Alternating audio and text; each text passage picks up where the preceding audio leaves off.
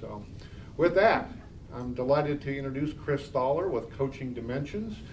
Kris started her business here in the Focus Suites and was a successful, what we call them, graduates. But she's gone on to do other things and start other businesses and enterprises. So with that, I'll turn it over to Kris. Kris, thanks for being here. Thank you.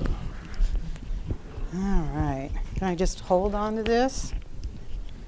Will that work, or do I need to attach it to Or it? can you clip it on? Let me see.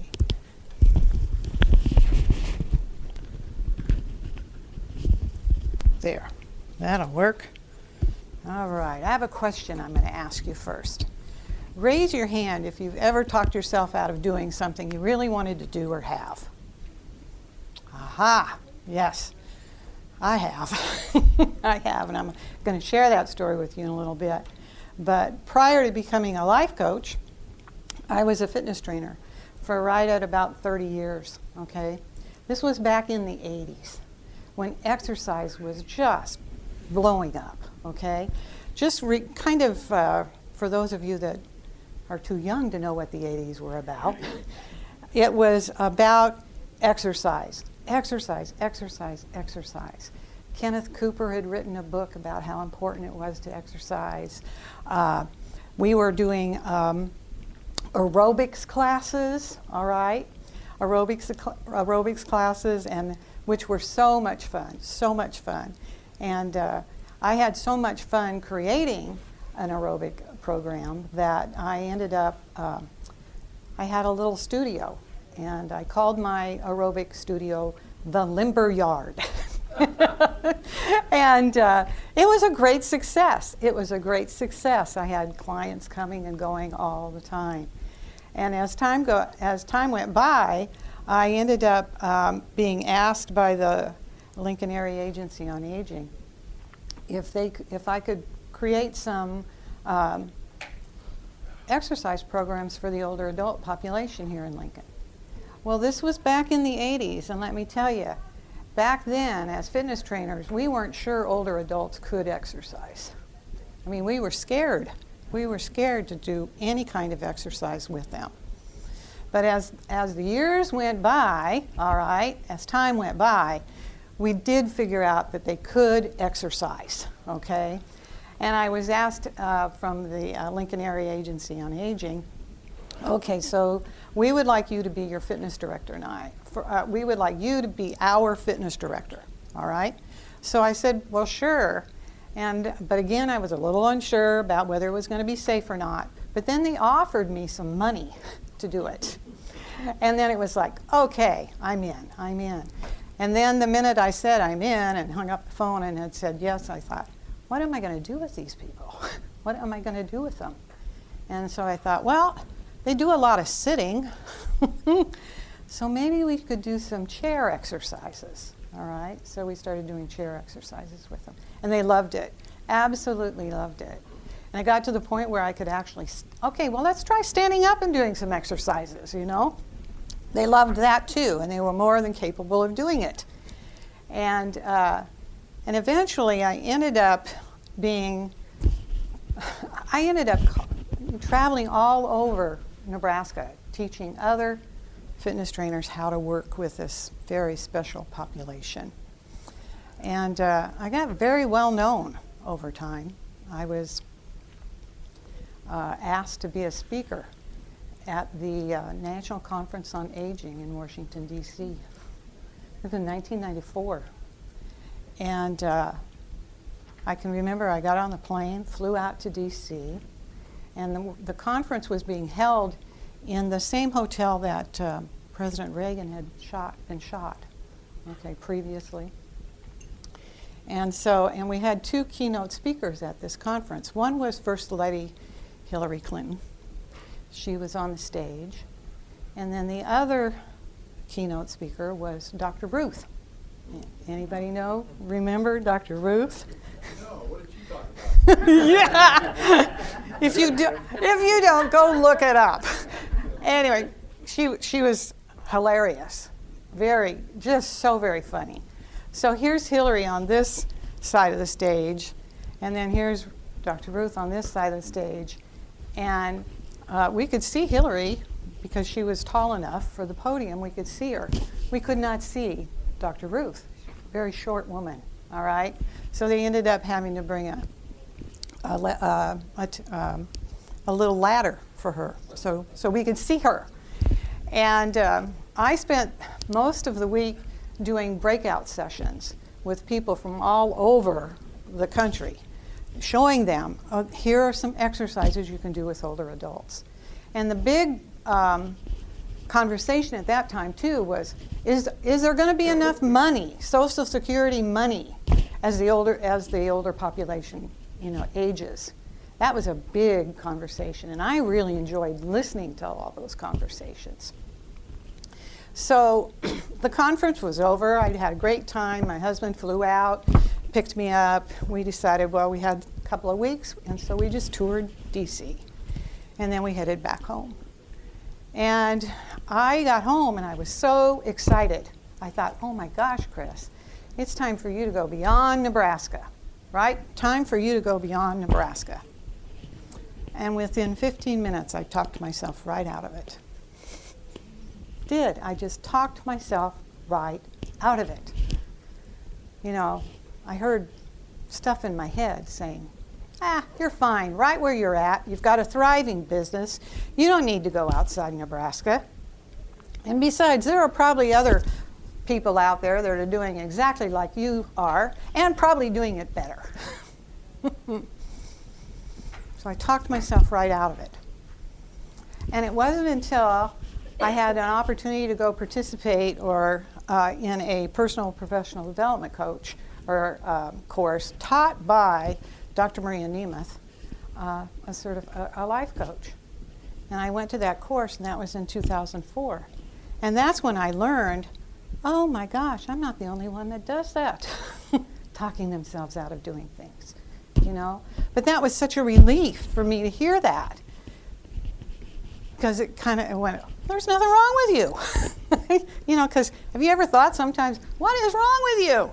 What was wrong with you that you didn't take that great idea and take action on it? So it was just a relief that was okay. And I also learned a concept called monkey mind. Anybody heard monkey mind? Yeah, monkey mind. If you don't, it's all over the internet. You can find it. But monkey mind is it's a Buddhist term. And it's that aspect of our mind that chatters at us as it swings from doubt to worry, back to doubt again, okay?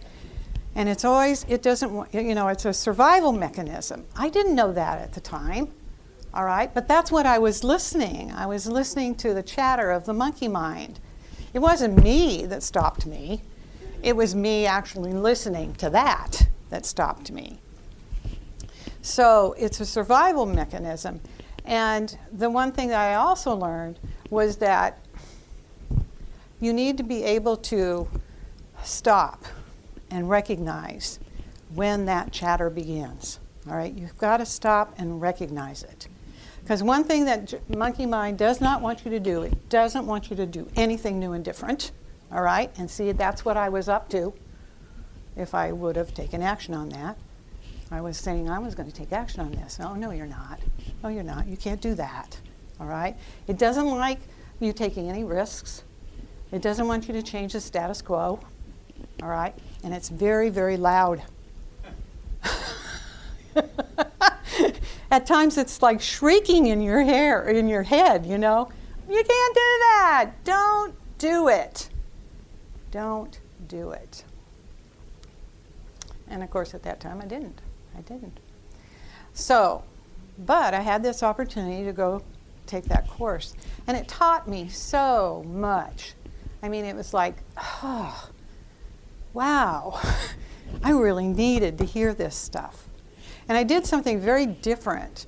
You know how you go to a conference, you get all lit up about it, you're so excited, and you go home and you're gonna, okay, I'm gonna do this and I'm gonna do this.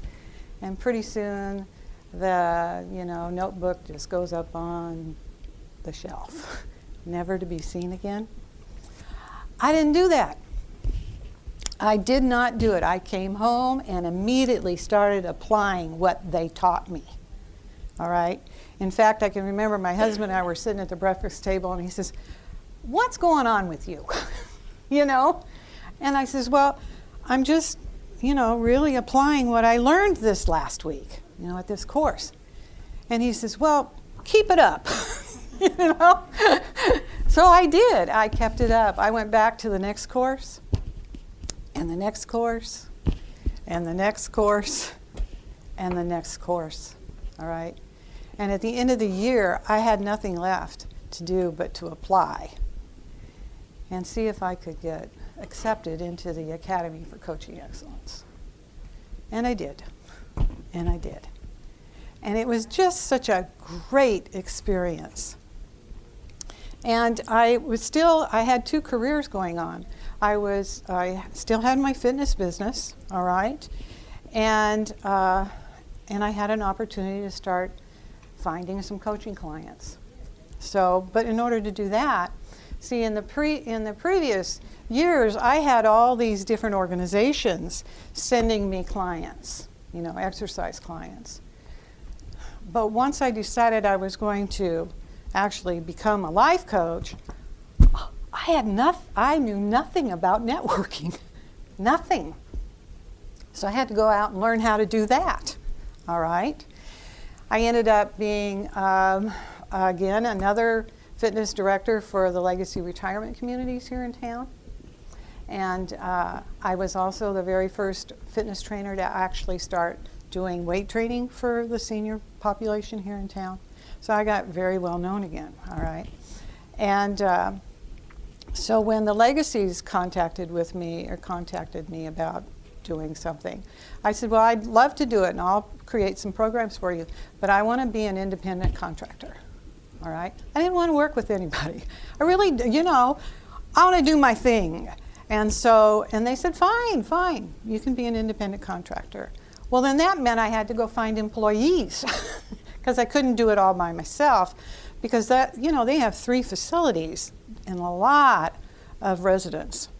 So I tapped into my fellow fitness trainers, and I hired 12 fitness trainers to work with me, all right? So, and in the meantime, I was also, getting trained as a life coach. So I was a very busy woman. And as time went by, eventually I had to give something up. I had to give something up. And what I gave up was the fitness business. Because I saw for myself that, I knew I was making an impact in people's lives, all right, as a fitness trainer. But that's only one aspect of life. A good one, health and wellness, but it's only one. And that's when I saw, okay, Kris, it's time to shut that down and really discern what you're going to do next. I had to I called my coach. I called my own coach, and she asked very effective questions, all right, so I could see my own answers. And sure enough, it was like, okay, this is what I'm meant to do. Oh, this is what I'm supposed to be doing. I'm going to make a bigger impact in people's lives, because now I'm looking at all the different dimensions of life. So I shut my business down, and I have never looked back. I have never looked back. And I absolutely love doing what I'm doing as a life coach.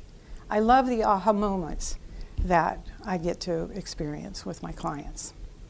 I love watching them grow, all right? And I love asking the effective questions, because one thing that we are not as life coaches, we are not consultants, we're not counselors. We are life coaches, okay? We're coaches, which means we know our clients have their own answers, and we're there to ask the effective question so they can see their own answer. And then send them on their way, And I also really appreciate all the new tools and skill sets and principles that I learned in that course. And I use them consistently. And I share them with my clients. And again, I get to watch them, grow and flourish. And that's my story. Are there any questions you might have? Yeah, Doug. What? So, I've known you for a while, Yeah. and clarity is always a theme. Mm-hmm. With regards to the coaching that you provide, life coaching skills that you have, what is the most important, or one of the most important skills or tools or assets that you have to help the person that you're coaching?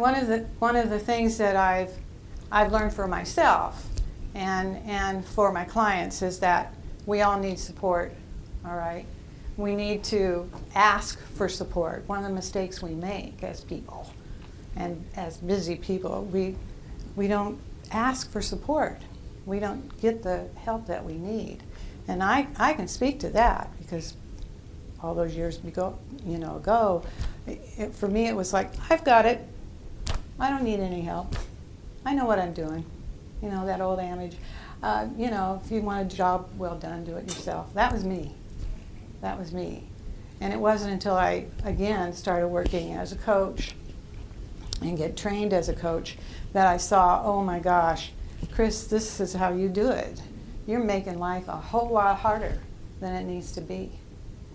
And so I tapped into relationships after that. And now I surround myself with very talented people. And people that I know trust me and I trust them. And that's what makes it great. And then that helps me infuse that into my clients, because I want them to trust me. And so therefore I'm going to give them the tools and the skill sets that they need so they can create what they want and have a wonderful experience in life, because that's what we're here to do. We're here to support others, and we're here to have a wonderful experience in our life. That help? Yeah. Okay. Yes. Kris, you mentioned at one point, once you made the decision to drop the one business and start a different business, Mm-hmm. that you didn't look back. Mm-mm. And we work with a lot of entrepreneurs that maybe start with one business idea and then ultimately end up in a totally unrelated field where they're successful. Yeah. Can you maybe elaborate a little bit more on that importance on not looking back? Because that can be crippling for some people, Yeah. where they are constantly second guessing themselves and Yeah. And a lot of that, I would say, is monkey mind. It is. I mean, when you start doubting yourself, oh my goodness, it will freeze you. It will freeze you in place. You won't go anywhere if you're starting to doubt things. So it's really important then to have a coach so you can work together and figure it out. Oh my goodness.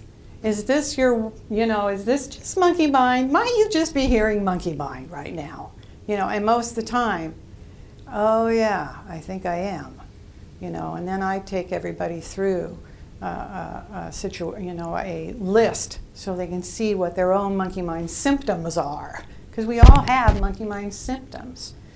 And once they've gone through that list, then things open up. They see things they haven't seen before, and they gain clarity. All right? So, but most of the time, we aren't, when we're looking back or not looking back, it's because we're just listening to all the chatter. And so we have to remember, it means nothing. Monkey mind means nothing, but we will make it mean something, like there's something wrong with me, So we have to get past that.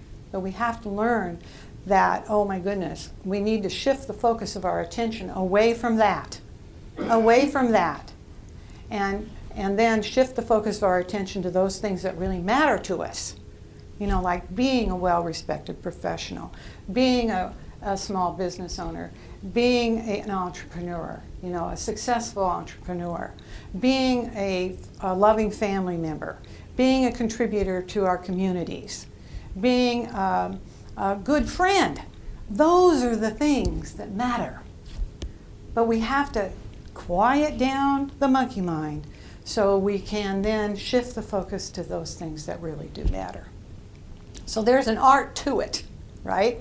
There's an art to it. And so that's why I fell in love with the coaching skills and tool sets that they gave me, because they worked for me. And if they can work for me, they can work for anybody. Is the way I saw it. All right. Anything else? Any other questions? Yeah. Without, I know, obviously breaking confidentiality or what have you, but what is the most impressive growth that you have seen in an individual, like from their beginning to when you met them to where they're thriving now? Oh, gosh. Yeah. I have two. And it is hard because I'm not, you know, I'll just tell this one quick little story. He came to me because he had lost his job, okay? It wasn't anything he did wrong, it was just a change in management. And he you know, he didn't know what to do about it. Plus he had a young family to take care of. And so he started coaching with me. And I said, so, you know, what do you want to do? And he says, well, I'm a DJ and I want to continue to do that, but I've always wanted to be a voiceover guy. And I said, well, that's great. I said, so what have you been doing to make that happen? Well, he had made all kinds of different things. The only thing he hadn't done was the action that it took, all right? And I said, so what's really bothering you? And he says, well, I told myself that by the time I was 45, I was going to have that voiceover guy, and I was going to have that business. And I said, so what's stopping you? And he says, well, I didn't do it. I didn't do it. And I said, so what's really going on here? And he says, well, I can't decide whether I should do it or go back and be a DJ again. Now, what was going on at that moment was an either-or thinking on his path, in his path. Either I have to do this or I have to do that. And so the question for me that I asked him, I says, oh, well, could you maybe do both? Aha! Oh, yes, I probably can. And he did. And he's a DJ right here in town. Still doing it. Loving it. That's the story. All right? Yes? Are there any books you're recommending along this same? Say it again. Any books you're recommending along this train of thought? Mastering Life's Energy is the name of a book. All right? That's my coach. She wrote the book. And everything that I've learned from her is actually in that book. So, but it's called Mastering Life's Energies. Mary Morrissey? No. Though those two are very connected, Dr. Maria Nemes and Mary Morrissey. They have different philosophies, all right, but they're very connected. Anything else? No? All right. Kris, thank you so much. Thank you. We appreciate Thank it. you. Thank you for being here. Yeah, my pleasure. As a thank you, we want to give you a Perk Up Thursday coffee mug. Oh, yummy, yummy, And yummy. so hopefully that'll be of good use to you. So Yeah, it thanks will be. again for being here. Oh, Kris has some business cards and some flyers out over by the donuts, so grab one of those before you go. There's no need to run off. You're welcome to hang around up here as long as you like. Set a goal, meet somebody new before you leave, do a little networking, exchange those business cards, and Kris will be around to talk one-on-one if you want to. With that, hopefully we'll see you next week. If you're not getting our newsletter and want to get our newsletter, make sure you give me your business card before you go. Thanks a lot for being here.